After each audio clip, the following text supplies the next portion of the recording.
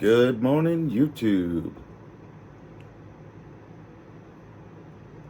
Sweet nectar coffee.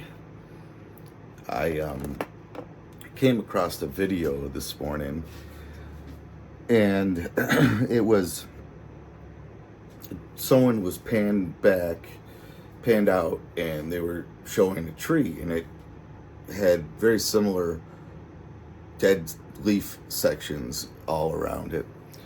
And it instantly intrigued me, and the guy goes on to explain that it's from cicadas laying their eggs, and when they do it, a probe, I'll just say, comes out of the female, and it goes into a stick, usually the end of the branch, and then it pumps out eggs into the stick. The stick eventually dies, and the cicadas eventually hatch into little nymphs, I think they're called, and fall down to the ground, where they burrow into the ground, and they wait to come back out as, full-grown cicadas. But yeah, it looks so similar to what I thought in that video yesterday was a bacterial scorched leaf, and that still may be it, but this gave me reason to reconsider, because we just had a huge cicada bloom at the beginning of June, end of May. I mean, it was prolific.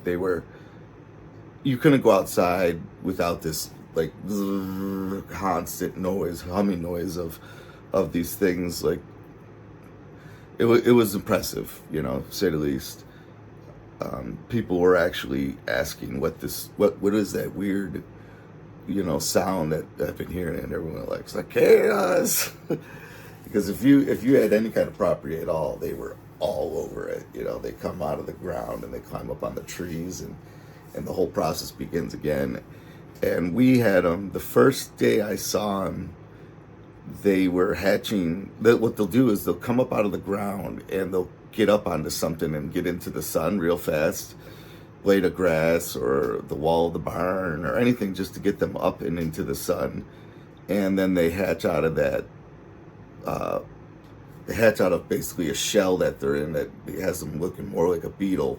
When they hatch out of that, they have the wings and everything, and they sit in the sun and dry out, and then they can fly. But the chickens were just picking them off, because they were, whether they were crawling or they were just a little shell, they ate the shell, But if the cicadas at all were waiting around drying off and couldn't fly yet, the chickens had to feast. They really did. It was pretty cool. I love the fact that they can eat, like that, the chickens. So I'm gonna try to include these other videos in with this one, and just see what you folks think. I mean, it could be one or the other. I'm really torn between which it could be. It could be both. I mean, female 17-year cicada laying her eggs on the stem of this witch hazel.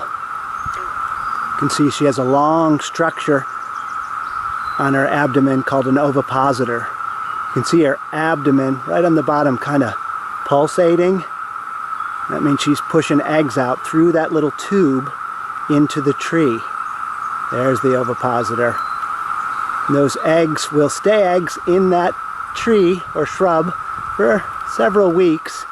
Then tiny little nymphs will hatch out of those eggs and drop down to the forest floor or the meadow floor, and then they will burrow down into the soil, where they will live for the next 17 years, sipping on the sap from trees. Isn't nature groovy? You may have noticed dead leaves and twigs at the ends of branches on your trees in your yard recently, and you might have guessed cicadas are to blame. News 2's Davis Nolan explains what they've done to the trees and how much longer these loud insects could be around. Well, this is a perfect example of what the female cicadas did when they laid their eggs by cutting small slits in these tree branches, which are generally the width of a pencil or less. And the good news is most trees are going to survive this type of damage. Wilson County UT Extension Agent Lucas Holman says that larger trees will not see any permanent damage. It'll be the younger trees that may see long-term damage, particularly fruit trees trying to establish branches that will hold fruit in future years. Pruning out those dead branches will help the younger trees in the long run. Some homeowners have even taken precautions to protect their younger trees by covering them up. So how much longer will the cicadas be around?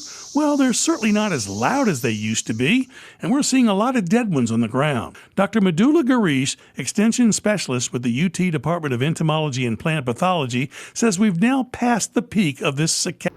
So there's some evidence to support that, hypothesis that it's the cicadas. I mean, I'll go out when it's daylight and I'll look to find that strip where they insert their probe, so to speak. It leaves like a line on the branch, so I'll break a couple of those branches off and I'll see if that's what I'm seeing. If that's the case, then I'm pretty relieved. But we'll have to just wait and see. I'll keep you folks updated, and have yourselves a great day.